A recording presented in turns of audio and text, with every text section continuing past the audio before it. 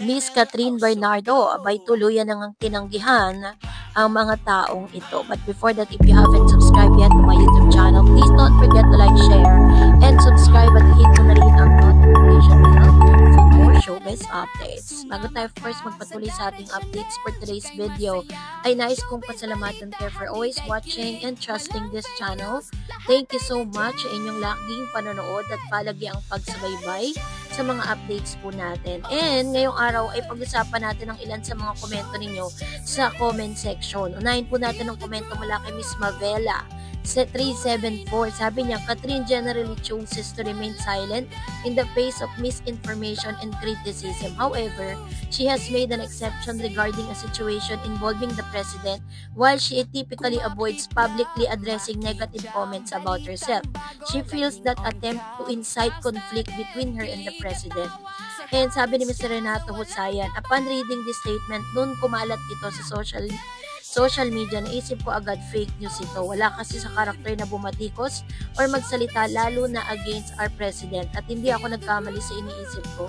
Bago nag-release ng statement ng Star Magic, tama naman yung ginawa ni Mami Min. Dapat lang sila magsalita para malaman to ng mga fake news peddler na mali at sumusobra na sila sa ginagawa nilang issue about Catherine. And sabi ni Ma'am Chirakel, ang galing ng ginawa ni Alden, halatang namang fake news yung issue kay Catherine. Naninira lang ng reputasyon ng tao yung nag-post.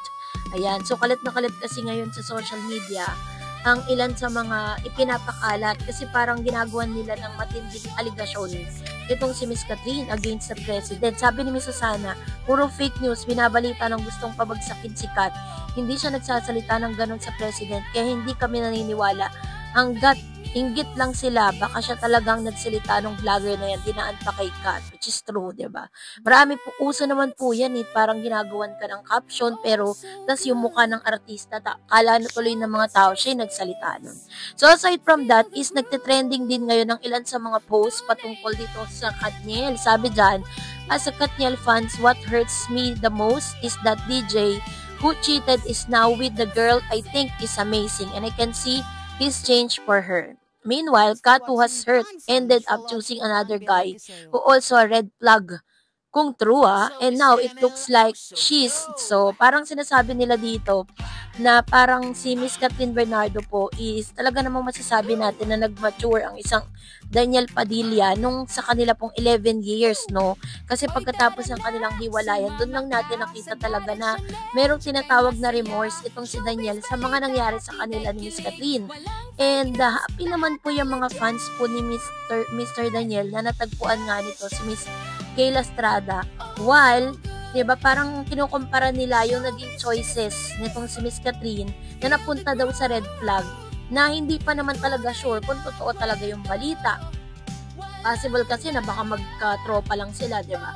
So, anyways, aside from that is, itong dahil hindi pa rin po tumitigil si Mama Min sa pagpo-post at pagpa-fact check sa lahat po ng mga fake news na nagkakalat ngayon sa social media. Kasi hanggang sa ngayon, nagsisirculate pa rin kasi yung mga fake news patungkol kay Catherine. Sabi nga ng isang post, nababash hindi dahil groomer, pedo, cheater, hindi dahil may magic, hindi dahil may ginawang masama, hindi dahil ng apak ng ibang tao, nababash siya dahil ginagawan siya ng fake news. Nababas siya dahil tahimik siya, nababas siya dahil mas pinili niya ang manahimik, flood control. Pero hindi porket na nahimik ay bulag na siya sa nangyayari sa bansa. Alam na mga nangyayari, kaya ang palagi lang niya siya andyan, silently, tumutulong lalo na sa angat buhay. At hindi nanggaling sa kanya ang political na words. Nanggaling yon sa may-ari ng Anchorland. Shinare lang niya na may gustong kumuha kay Catherine na mag-endorse sa politika, which is eto nga si Miss Lady Boss.